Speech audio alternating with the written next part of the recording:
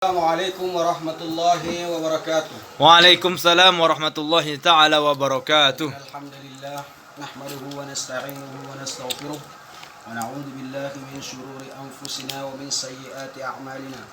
Man yahdihillahu fala mudilla lahu wa man yudlil fala hadiya lahu.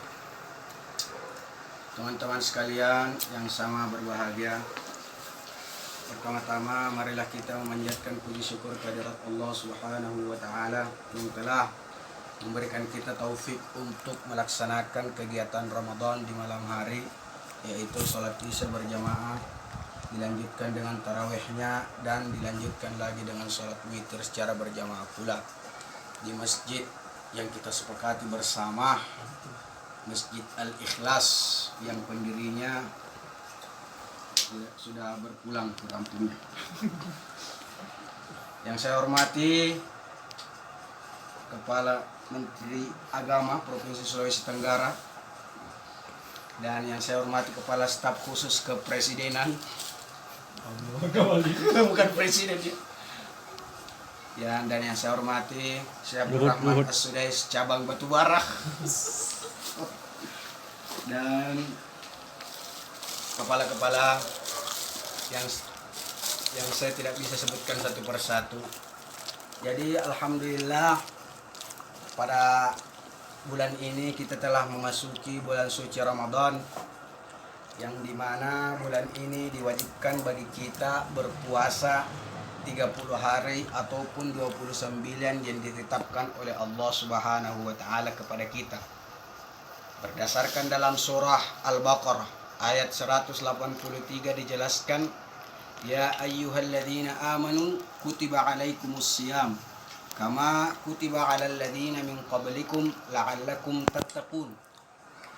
Wahai orang-orang yang beriman, telah diwajibkan atas kamu berpuasa yang sebagaimana yang telah diwajibkan orang-orang sebelum kamu. Kama kutiba alal ladzina min qablikum la'allakum tattaqun. Inilah tujuannya, supaya kalian bertakwa. Puasa itu tidak asing bagi umat Islam, khususnya pada zaman Nabi Shallallahu Alaihi Wasallam. Puasa diperintahkan pada awalnya itu masuk pada tahun 2 Hijriah. Ketika Nabi hijrah ke Madinah, tahun kedua Hijriah baru diwajibkan berpuasa. Dan puasa ini tidak asing bagi umat Islam, karena di dalam ayat itu disebutkan kama kutiba alal ladzina min qablikum, diwajibkan sebelum kalian, sebelum umat Islam ini, sebelum umat Nabi Muhammad ini. Kita kenal ada namanya puasa Daud, dan tentunya kita tidak tahu bagaimana tata cara puasa mereka. Disebutkan juga dalam kitab, dalam Al-Qur'an, dalam kitab suci lain, Alkitab, itu dikatakan bahwasanya puasanya itu orang Kristen juga ada, termasuk puasa Yahudi. Sebelum puasa Ramadan ini diwajibkan kepada kita, itu ada dulu namanya puasa Asyura, yang 7 bulan sebelumnya diwajibkan kepada umat Nabi Muhammad Sallallahu Alaihi Wasallam. Jadi puasa Asyura adalah puasa yang pertama ditetapkan kewajibannya sebelum datang kewajiban puasa Ramadan, yaitu pada tahun kedua Hijriah juga. Puasa Asyura dulu, terus puasa Ramadan di 7 bulan setelahnya. Oleh karena itu ini adalah tidak hal asing bagi kita, karena puasa-puasa zaman Nabi terdahulu itu pun ada, cuma tata caranya kita belum tahu. Nah, mengenai puasa ini kita perlu tahu hal yang harus dikerjakan, karena di bulan Ramadan ini ada beberapa amalan yang disunnahkan sekali bagi kita untuk dilakukan.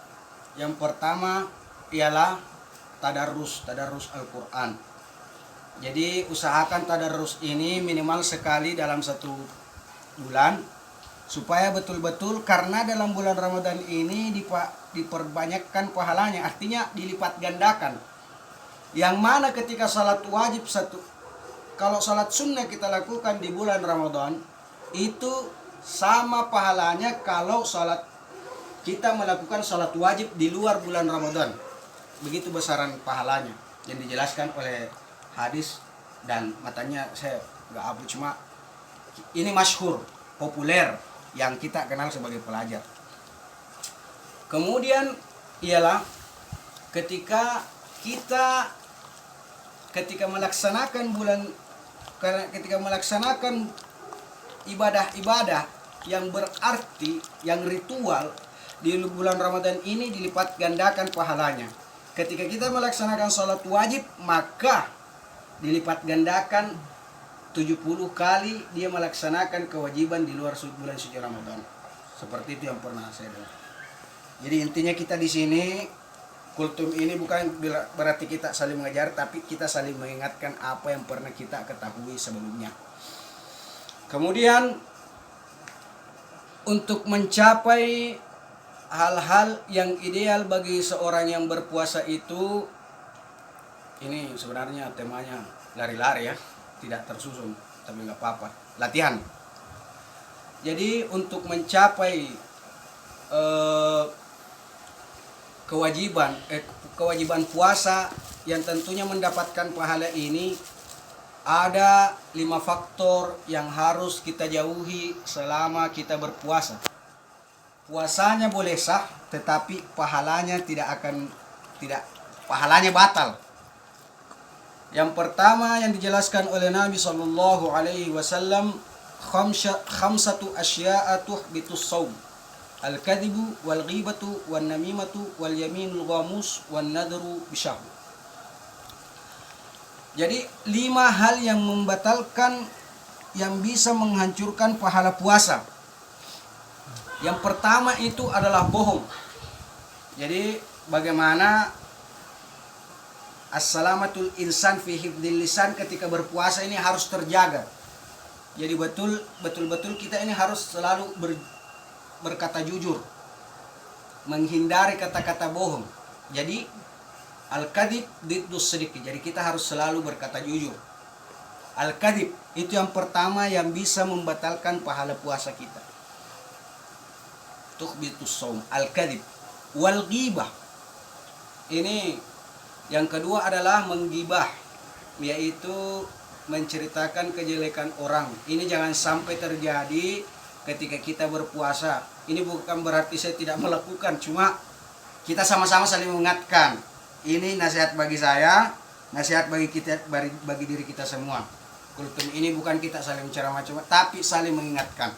Sebagaimana yang dikatakan oleh ketua takmir masjid kita kemarin, saling mengingatkan bagaimana sari'u ila maghfiratin min rabbikum, berlomba-lombalah dalam kebaikan. Fastabiqul khairat. Iya, termasuk sari'u ila maghfiratin min rabbikum, berlomba-lomba dalam kebaikan dan bersegeralah menempuh Anak-anak dia mana anak? Subhanahu wa ta'ala. Termasuk bulan ini perbanyak ampunan. Anak-anak di belakang. Perbanyak dia. ampunan, perbanyak salawat. Yang dulunya salawat 100 tambah. Masya Tambah Allah. 200, tambah 300. Kalau bisa waktu-waktu senggang usahakan salawat, karena Nabi SAW bersabda, "Man shalla alayya salatan sallallahu alaihi asyra." Allahumma shalli wa sallim wa barik alaih. Jadi siapa yang bersalawat kepadaku, maka Allah akan bersalawat kepadanya 10 kali. Masya Allah. Jadi oleh karena itu, betul-betul jadikanlah ini sebagai momen memperbanyak ritual ibadah. Kemudian kembali ke hadis yang tadi, al-kadhib wal ghibah wan namimah. Wan namimah, mengadu domba. Jangan sampai kita di sini semua, keadaan kita sebagai pelajar penuntut ilmu, tidak boleh kita saling adu domba dengan yang lain. Jangan dengan adu domba ini membatalkan puasa kita. Jadi seakan-akan puasa kita sah tapi pahalanya batal. Jadi kita melihat sebuah harta tapi kita tidak bisa memegang. Seperti itulah kira-kira ketika kita berpuasa terus melakukan 5 hal ini yang disebutkan oleh Nabi sallallahu alaihi wasallam. An-namimah wal yaminul ghamus, bersumpah palsu. Jadi tidak boleh orang, wallahi saya pergi ke situ, wallahi enggak boleh. Jadi betul-betul ini berkaitan dengan Poin yang pertama yakni al-kadhib, artinya diddus sidq, yakni harus selalu berkata jujur ketika berpuasa. Tidak boleh asal sembarangan bersumpah palsu. Saya wallahi begini, seperti penjual misalnya, wallahi dah masalan harganya segini, modalnya segini, padahal kalau memang tidak cukup untungnya bilang saya tidak bisa dijual seharga segini. Jadi seperti itu. Al-yaminul ghamus, an-namimah, al-kadhib, wal ghibah. Ini harus dihindari oleh kalangan kita sebagai seorang muslim. Wan nadru bisyahwah, melihat dengan syahwat. Ini yang khatir bagi kita, ya kan? Khatir bagi saya, khatir bagi kita semua. Jadi tentunya harus dihindari sebisa mungkin, karena jangan sampai pahala kita ini tersendat, terhalangi, batal disebabkan karena kita melakukan 5 poin yang telah digariskan oleh Nabi Shallallahu Alaihi Wasallam. Karena apa hadisnya itu? Man lam yada' qawla az-zuri falaysa lillahi hajatun ay yada'a ta'amahu wa syarabah. Siapa yang tidak Man lam yada' qawla az-zuri, siapa yang tidak meninggalkan qaula az-zur, perkataan yang tidak baik, maka tidak berhak bagi Allah. Falaysa lillahi hajatun fi ayyada'a ta'amahu wa syaraba. Artinya sia-sia puasa kita. Itu inti dari hadis itu. Jadi bagaimana sebisa mungkin diupayakan agar supaya puasa kita ini betul-betul ideal, sesuai yang dijelaskan oleh Nabi, sesuai yang telah digariskan oleh Allah Subhanahu wa taala. Karena tujuan akhir dari ayat 183 di surah Al-Baqarah, la'allakum tattaqun. Bagaimana tattaqun ini terjadi bagi umat Islam, umat mukminin, supaya tidak sebagai seorang muslim saja tapi tidak sebagai seorang mukmin. Sudah berapa menit? 12. 12 menit? Oh iya. Ya, saya kira untuk info selanjutnya, jadi kembali ke sejarah lagi. sebentar. Jadi sebelum kembali ke sejarah lagi, jadi sebelum puasa Ramadan ini itu diwajibkan itu bagi umat Islam sebelumnya ada namanya puasa Ayyamul Bid. Jadi Ayyamul Bid itu wajib dulu hukumnya sebelum datang puasa Ramadan. Setelah itu datang puasa Ramadan, di 7 bulan setelahnya itu baru diwajibkan, dan puasa-puasa yang lain itu disunnahkan. Karena puasa sebelumnya itu ada puasa Asyura. Asyura itu sudah diperintahkan sebelum-sebelumnya, bahkan umat Yahudi pun mewajibkan puasa Asyura. Pernah suatu ketika Nabi SAW mendapat seorang Yahudi berpuasa Asyura. Ditanya oleh Nabi, kau puasa apa? Saya puasa Asyura. Kenapa? Karena ini pokoknya hari kebesaran Nabi Musa lah pada saat itu. Oh, hari selamatnya Nabi Musa dari kejaran Fir'aun di Asyura. Asyura itu apa? 10 Muharram. Langsung Nabi menjawab, nahnu, kalau nggak salah itu yang saya pernah ingat di pesantren, nahnu aula minhum. Kami ini lebih baik dari kalian.